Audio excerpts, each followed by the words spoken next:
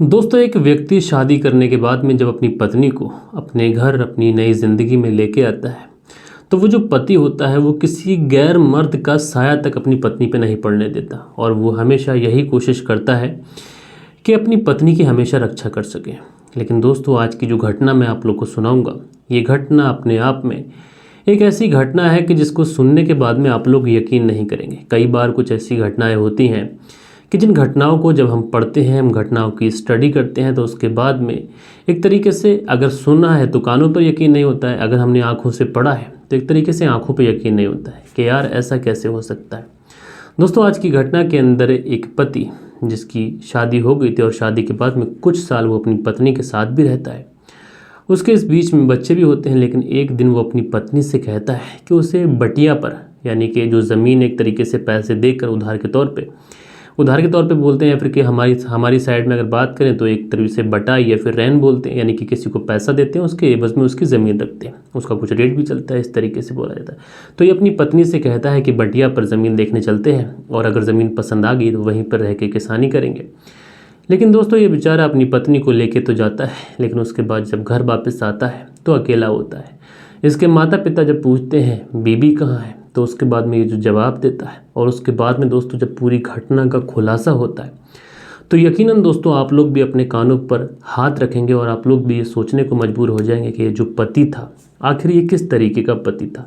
तो पूरी घटना बहुत विस्तार से, परत दर परत, पॉइंट टू पॉइंट मैं आप लोग को आज की इस वीडियो में बताने वाला हूं। बस आप लोग वीडियो को अंत तक ज़रूर देखिएगा। तो दोस्तों, रात के 8 बज चुके हैं। मैं हूं आप सभी का अपना शाबिज़ मलिक और हाजिर हूं आप लोग के सामने फिर से एक क्राइम की कहानी को लेके, एक क्राइम की घटना को लेके। और दोस्तों, आज की कहानी सुनाऊं उससे पहले आप सभी लोगों से हमेशा की तरह कहना चाहूँगा कि आप लोग वीडियो को लाइक करने में बड़ा कंजूसी करते हैं। यार, आप लोग लाइक करेंगे, हम लोग इतनी मेहनत से आपके लिए वीडियो लेके आते हैं पूरी स्टडी करने के बाद में।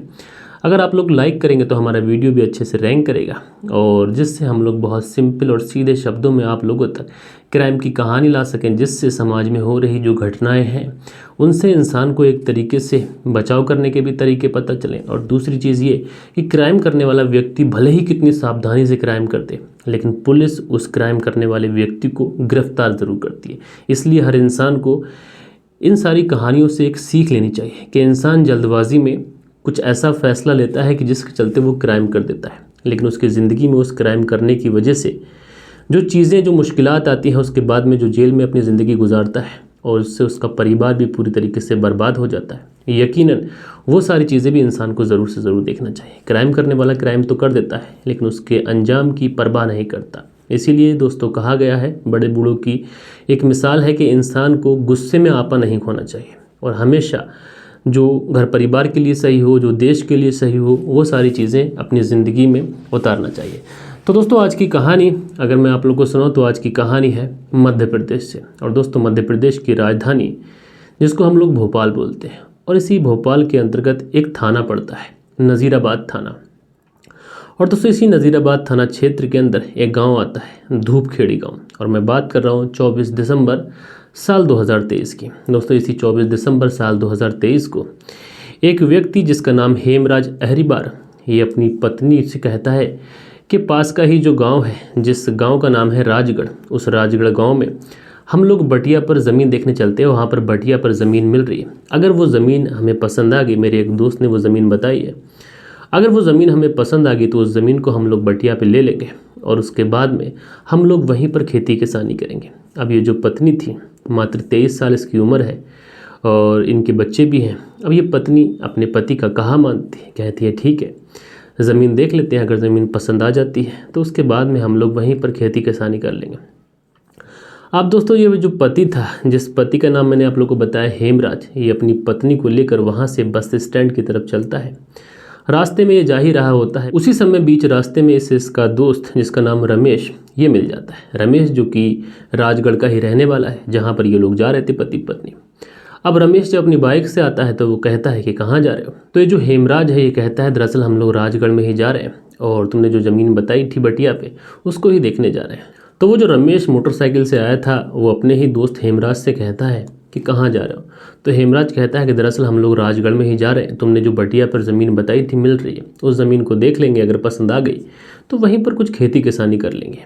जब रमेश ये बात सुनता है तो वो अपने दोस्त हेमराज से कहता है कि सफ़र ज़्यादा दूर का नहीं है, अगर चाहो तो भाभी को मेरे साथ भेज सकते हो, भाभी कहाँ रास्ते में परेशान होगी, तुम बस से आ जाना। उसके बाद में जो हेमराज होता है ये भी मान जाता है क्योंकि दोस्त है। अब दोस्त पे भरोसा ना करे तो किस पे करे। वो अपनी पत्नी से कहता है क्या तुम इसके साथ जा सकती हो, तो पत्नी भी अपने पति का कहा मान लेती है। वो कहती है कि ठीक है, मैं भैया के साथ चलती हूँ और तुम पीछे से आ जाना। क्योंकि दोस्तों एक तरीके से अगर गरीब फैमिली है और थोड़ी सी मिडिल क्लास से है, अगर कोई लिफ्ट देता है, एक तरीके से कोई जानने वाला होता है, तो ये भी सोच लिया जाता है कि थोड़ा सा किराया बच जाएगा, थोड़े से पैसे सेव हो जाएंगे।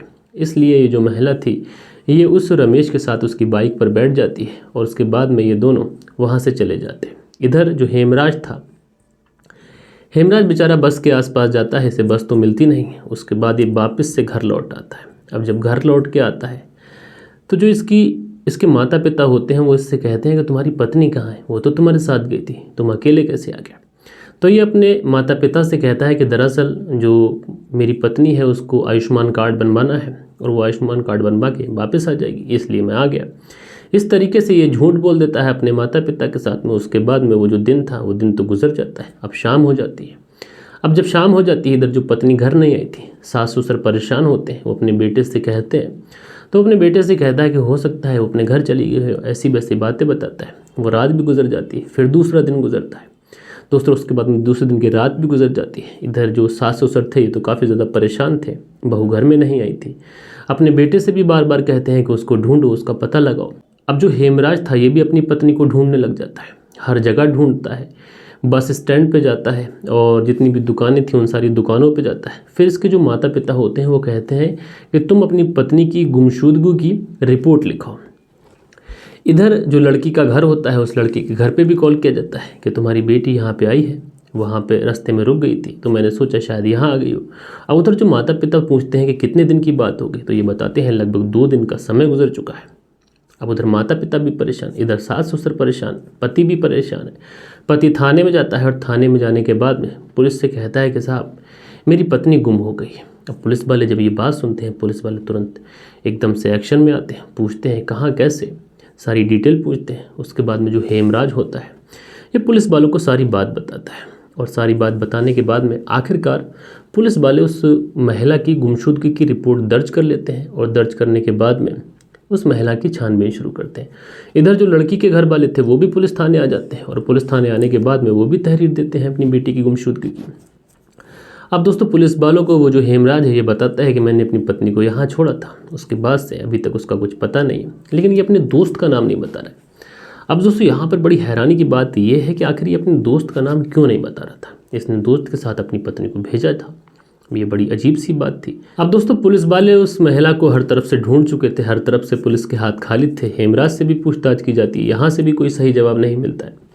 अब पुलिस वाले बड़े परेशान, इसलिए आस पड़ोस के लोगों से पूछताछ करते हैं कि इसकी पत्नी और हेमराज के जो रिश्ते थे आपस में ये रिश्ते कैसे थे, क्योंकि पुलिस अब दूसरे एंगल से भी छानबीन शुरू कर रही थी।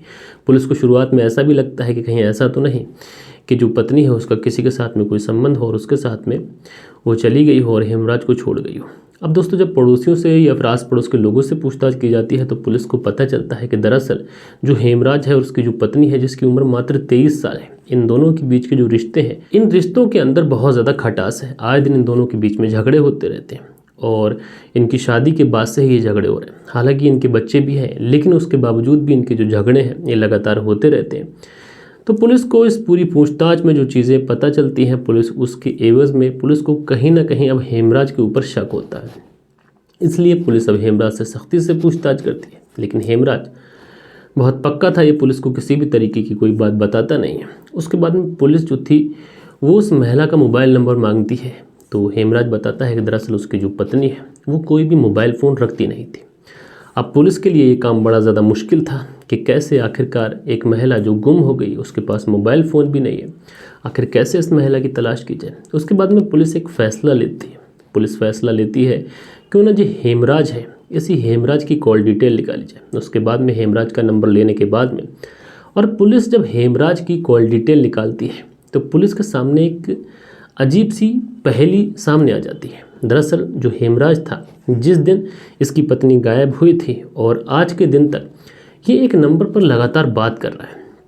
अब पुलिस उस नंबर की तफ्तीश निकालती है तो पता चलता है कि ये जो नंबर है ये राजगढ़ के ही रहने वाले एक व्यक्ति रमेश के नाम पर रजिस्टर्ड है। अब पुलिस उस रमेश की लोकेशन ट्रैक करती है और लोकेशन ट्रैक करने के बाद में जब उसके घर पे पहुंचती है तो सामने का नज़ारा देखकर पुलिस दंग रह जाती है। दरअसल जब उस घर के अंदर पुलिस घुसती है तो वहाँ पर जो रमेश था वो भी मौजूद था और जो हेमराज की पत्नी थी वो भी वहाँ पर मौजूद थी। अब दोस्तों जैसे तैसे करके पुलिस उस पत्नी को वहाँ से निकालती है जो कि बंधे हुई हालत थी, उसके हाथ पांव बंधे हुए थे।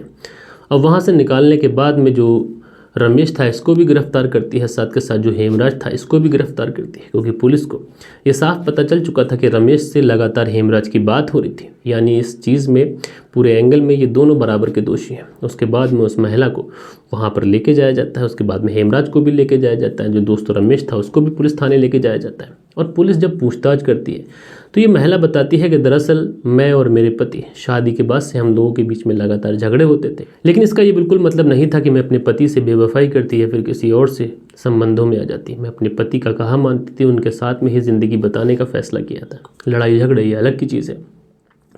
अब दोस्तों जब हेमराज से पूछा जाता है कि आखिर तुमने अपनी पत्नी को अपने दोस्त तक क्यों पहुंचाया, तो जो हेमराज है वो जो सच्चाई बताता है वो सच्चाई बड़ा हैरत करने वाली होती है। दरअसल हेमराज बताता है कि वो अपनी पत्नी को बिल्कुल भी पसंद नहीं करता था और शादी के बाद से ही उसके लगातार झगड़े हो रहे थे। इसी बीच में उसने ठान लिया था कि वो अपनी पत्नी को अपने दोस्त के हवाले कर देगा और इसी के चलते इसने अपने दोस्त को कॉल किया रमेश को और उससे कहा कि इस तरीके का प्लान है, इस तरीके का करना है। अब दोस्तों जो रमेश था ये भी बहुत ज़्यादा खुश हो जाता है, क्योंकि रमेश को कहीं ना कहीं लगता है कि जो हेमराज की पत्नी है जो कि देखने में काफ़ी ज़्यादा खूबसूरत है, अगर हेमराज उसकी पत्नी को उसको सौंप रहा है तो इसमें बुराई क्या है। उसके बाद में जो रमेश था वो भी इस क्राइम को करने के लिए तैयार हो जाता है।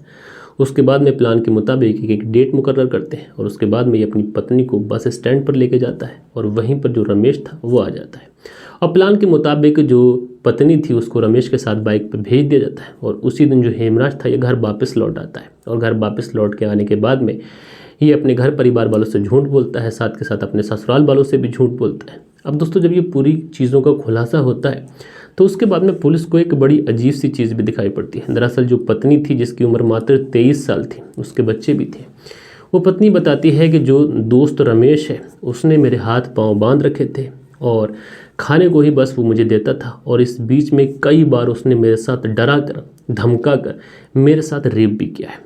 अब जब इस तरीके की चीज़ें सामने आती हैं तो पुलिस बहुत ज़्यादा हैरत करती है। एक पति जो कि अपनी पत्नी को अपने दोस्त को सौंप देता है और वो जो दोस्त था वो 15 दिनों तक लगातार उसकी पत्नी के साथ में दुष्कर्म करता रहता है अपने ही घर के अंदर। दोस्तों जब ये बात का खुलासा होता है और पुलिस इन्हीं लोगों की तहरीर पर इन दोनों को गिरफ्तार करती है और उसके बाद में जब ये खबर सोशल मीडिया प्रिंट मीडिया के माध्यम से जब उस इलाके में फैलती है और जो भी व्यक्ति इस पूरी घटना को सुनता है वो सारे के सारे हैरान होते हैं कि आज के ज़माने में एक पति चाहता है कि किसी गैर व्यक्ति की परछाई तक उसकी पत्नी पे न पड़े, लेकिन ये एक ऐसा पति था जो अपनी ही पत्नी को अपने दोस्त को सौंप आया और वो जो दोस्त था लगातार 15 दिन से अपनी ही दोस्त की पत्नी के साथ में दुष्कर्म कर रहा था। यकीनन दोस्तों ये घटना काफ़ी ज़्यादा हैरान करने वाली है। अब आप लोग इस पूरी घटना के बारे में क्या कहना चाहते हैं? ये जो दोनों दोस्त हैं इन दोनों दोस्तों को किस तरीके की सज़ा मिलना चाहिए? भले ही दोस्तों इन लोगों को कितनी ही बड़ी सज़ा मिल जाए, लेकिन वो जो महिला थी जिसकी उम्र मात्र 23 साल के आसपास है, प्राइवेसी की वजह से मैं उसका नाम नहीं बता रहा, उस बेचारी की जो इज्जत गई है, उसका जो परिवार गया है, इसकी भरपाई कैसे होगी? कुछ लोगों की मानसिकता ऐसी होती है कि वो क्राइम करने से पहले ये नहीं सोचते कि उस क्राइम करने की वजह से कितनी ज़िंदगियां बर्बाद हो सकती हैं और उनकी जो आगे आने वाली ज़िंदगी है वो भी जेल में गुजरने वाली है। तो दोस्तों कल के दिन जिन लोगों ने भी प्यारे प्यारे कमेंट्स किए हैं, अब वक्त होता है कि उन लोगों के कमेंट्स पढ़े जाएं। सो दोस्तों हमारे वीडियोस पे जो कल के दिन कमेंट्स आए हैं, ये पहला कमेंट्स है कमलेश यादव का। ये लिखते हैं, भाई मैं बदायूं की हूँ, ये बेटियां माँ बाप को देख रेख करने वाले किराए के नौकर की तरह समझती हैं और अपने ही घर को एक धर्मशाला समझती हैं। क्या जो ऐसे भी किसी गैर व्यक्ति को अपने घर में आने की इजाज़त देती हैं? मान मर्यादा जो होती है उसको ताक में रख देती है। तो कमलेश यादव नाम से जो दीदी ने कमेंट्स किया है, उनके कमेंट्स की काफ़ी ज़्यादा रिस्पेक्ट करता हूँ और आपका बहुत बहुत धन्यवाद कि आपने अपना प्यारा सा कमेंट्स हमारे साथ में साझा किया। उसके बाद में सोनू धीमान है, लिखते हैं love you brother, Punjab Pathankot से हमारी कहानी सुनते हैं भाई, धन्यवाद। उसके बाद में गुरजोत सिंह है, लिखते हैं good bro love from Chandigarh. तो गुरजोत सिंह जी आपका बहुत बहुत धन्यवाद। उसके बाद में यूज़र है, लिखते हैं बहुत बढ़िया किया आपने। उसके बाद में जो अगला कमेंट्स है ये अरशद चौधरी का है, लिखते हैं मस्त आवाज़ है भाई, लगे रहो। तो अरशद जी आपका बहुत बहुत धन्यवाद। उसके बाद में राम प्यारे यादव है, लिखते हैं सर नमस्ते प्रणाम, आपकी कहानी सुनकर बहुत अच्छा लगता है। इस कहानी में बहुत ही गलत हुआ, उनको ऐसा नहीं करना चाहिए था। राम प्यारे यादव आजमगढ़ से। तो राम प्यारे यादव जी आपने अपना प्यारा सा कमेंट्स हमारे साथ में साझा किया, आपका बहुत बहुत धन्यवाद। उसके बाद में हेमचंद जी हैं, लिखते हैं प्यार करना कोई गुनाह नहीं है। यदि 18 वर्ष से अधिक लड़का और लड़की और लड़का जो है वो 21 वर्ष से अधिक है तो वो चाहें शादी कर सकते हैं। इसकी इजाज़त हमारा भारतीय संविधान भी देता है, परंतु किसी का मर्डर करने की इजाज़त संविधान नहीं देता। बिल्कुल बहुत अच्छा आपने लिखा है हेमचंद जी, आपका बहुत बहुत धन्यवाद। उसके बाद में नासिर पठान जी हैं जो 4 हार्ट बनाते हैं। उसके बाद में अजय सहानी हैं जो बहुत सारे हार्ट्स बनाते हैं, आपका धन्यवाद। उसके बाद में सुबोध कुमार जी बहुत प्यारा सा कॉमेंट्स करते हैं, ये लिखते हैं person has don't know any mistake, father house is not a sorry in so please with parents emotion. तो बहुत प्यारा सा कमेंट्स करते हैं सुबोध कुमार जी हमेशा की तरह, तो आपका धन्यवाद। उसके बाद में मोहम्मद रियाज हैं, लिखते हैं पिता को कत्ल नहीं करना चाहिए था, कंप्लेंट करना चाहिए था, गुस्सा हराम है। तो मोहम्मद रियाज जी आपने बहुत अच्छा कमेंट्स किया। उसके बाद में निखिल सहानी है, लिखते हैं नमस्कार सर, मैं निखिल की माँ तारामती आपकी कहानी रोज़ सुनती हूँ। आज 3 जनवरी को मेरे बेटे का जन्मदिन है। और इसमें एक इन्होंने रिप्लाई भी किया है कुशीनगर से। तो ये कुशीनगर से हमारी कहानी देखती हैं निखिल की माँ तारामती जी। तो आपके बेटे को उनके जन्मदिन की ढेर सारी बधाइयाँ मेरी तरफ से, मेरे परिवार की तरफ से, मेरे यूट्यूब फैमिली की तरफ से। उसके बाद में अजय सहानी है, लिखते हैं नमस्कार सर, हमारा नाम ले लेना। तो अजय सहानी जी आपका बहुत बहुत धन्यवाद कि आपने प्यारा सा कमेंट्स किया। उसके बाद में जो अगला कमेंट्स है ये अर्जुन है। अर्जुन लिखते हैं बेस्ट स्टोरी, दिलीप कुमार गुप्ता कानपुर। तो दिलीप कुमार जी आपका बहुत बहुत धन्यवाद। सुनील त्यागी जी हैं, लिखते हैं अपनाने के आपने कल तंदूर कांड जो सुनाया है काफ़ी अच्छे तरीके से सुनाया है। रेणु सुनील त्यागी श्याना बुलंदशहर से। तो आप दोनों पति पत्नी का बहुत सारा धन्यवाद। उसके बाद में लिखते हैं अगला कमेंट सूरज फरीदाबाद हरियाणा से, नाम लो सर, बिग फैन। तो सूरज जी फरीदाबाद से हमारी कहानी सुनते हैं, आपका बहुत बहुत धन्यवाद। उसके बाद में अगला जो कॉमेंट्स है ये अनंत गिरवार हैं, लिखते हैं ये सब बेवकूफ़ लोग अपने परिवार की इज्जत को मिट्टी में मिला दिया झूठी शान के लिए। तो भाई आपका बहुत बहुत धन्यवाद। उसके बाद में जो अगला कमेंट्स ये फैशन डिज़ाइनर हैं, लिखते हैं नीतू के पिता और भाई को फांसी होना चाहिए भैया। उसके बाद में जो अगला कमेंट्स है ये फौजिया खान का है, लिखते हैं अस्सलाम वालेकुम, आप कैसे हैं, जल्दी में कोई डिसीजन नहीं लेना चाहिए। बहुत अच्छा कमेंट्स करती हैं। उसके बाद में यूज़र हैं, लिखते हैं अलापुर बदायूं उत्तर प्रदेश, हाल ही में अहमदाबाद गुजरात से आपकी कहानी सुनता हूँ भाई, धन्यवाद। कृष्णा सिंह है, भाई अपनी वीडियो ज़रा खुद भी देख लिया करो कभी कभी, भाई मैं रोज़ देखता हूँ। उसके बाद में कुंदन पाल जी हैं, लिखते हैं आज की कहानी जो लड़की और लड़के को पिता ने जो किया वो गलत फैसला लिया, आपने सही कहा और भी रास्ते थे सर, आपको 150 एपिसोड के लिए कॉन्ग्रेचुलेशन। तो भाई आपका बहुत बहुत धन्यवाद। उसके बाद में सुबोध कुमार जी ने इस बार हिंदी में कमेंट्स किया है। तो भाई समझ में नहीं आता कि आजकल की लड़कियां क्या समझती हैं, माँ बाप का घर कोई सराय थोड़ी है जो पूरी ज़िंदगी देख रेख करे, किसी और के माँ बाप की इज्जत को दांव पर रख कर मनमाना करे, इससे बेहतर है बेटी का ना होना। अच्छा क्या है कि देखो, इंसान भले ही हमारा संविधान ये इजाज़त देता है कि अगर कोई लड़की और लड़का एक दूसरे को पसंद करते हैं तो वो अपनी पसंद से शादी कर सकते हैं, लेकिन दूसरी तरफ एक ये भी चीज़ है कि हमें अपने माता पिता के इमोशंस का भी ख्याल रखना चाहिए। प्यार एक अलग चीज़ है, उससे मिलना, अवैध संबंध बनाना ये एक अलग चीज़ है। उसके बाद में कृष्ण सिंह है, लिखते हैं यूपी और बिहार से निकल जाओ और कहानियों को सुनाने के लिए क्यों यूपी इतना बदनाम कर रहे हो। तो भाई इसमें बदनाम करने वाली कोई बात नहीं है। देखो क्या होता है कि जो कहानियाँ होती हैं, हमारी लैंग्वेज जो है वो हिंदी की है, तो हमारे पास जो कहानियाँ आएंगी वो यूपी से आएंगी, बिहार से आएंगी, पंजाब से आएंगी, दिल्ली से आएंगी, मध्य प्रदेश से आएंगी, राजस्थान से आएंगी। और वहीं साउथ की जो क्राइम की कहानियाँ होती हैं वो अगर बहुत बड़ी कहानियाँ होती हैं तो वो हमारे इधर न्यूज़ में पब्लिक होती हैं, अदरवाइज़ वो लोकल लैंग्वेज में पब्लिक होती हैं। तो इसमें ऐसा कुछ नहीं है कि किसी स्टेट को फोकस करके वहीं की स्टोरी सुनाई जा रही है। आप हमारे चैनल पर अगर विजिट करेंगे तो वहाँ पे बहुत सारी ढेरों सारी क्राइम की कहानियाँ हैं जो कि अमेरिका से लेकर पाकिस्तान और पाकिस्तान से लेकर जर्मनी तक की वहाँ पर मौजूद है। तो आप लोग उन कहानियों को भी एक बार सुना करें और प्यारे प्यारे कॉमेंट्स करा करें। बहरहाल भाई आपका बहुत धन्यवाद कि आपने अपना प्यारा सा कॉमेंट्स हमारे चैनल पर किया। तो दोस्तों ये कुछ प्यारे प्यारे कमेंट्स थे जो कल के दिन आप लोगों ने किए थे। आशा करता हूँ ये कहानी आप लोग को ज़रूर से ज़रूर पसंद आई होगी। कहानी पसंद आई हो, हमारा एफर्ट आप लोग को अच्छा लगा हो तो ज़रूर से ज़रूर कमेंट्स करिएगा। और मिलते हैं कल के दिन किसी और क्राइम स्टोरी के साथ में। जब तक के लिए अपना ख्याल रखें, देश का ख्याल रखें, परिवार के रिश्तों की अहमियत को समझें। जय हिंद, जय भारत।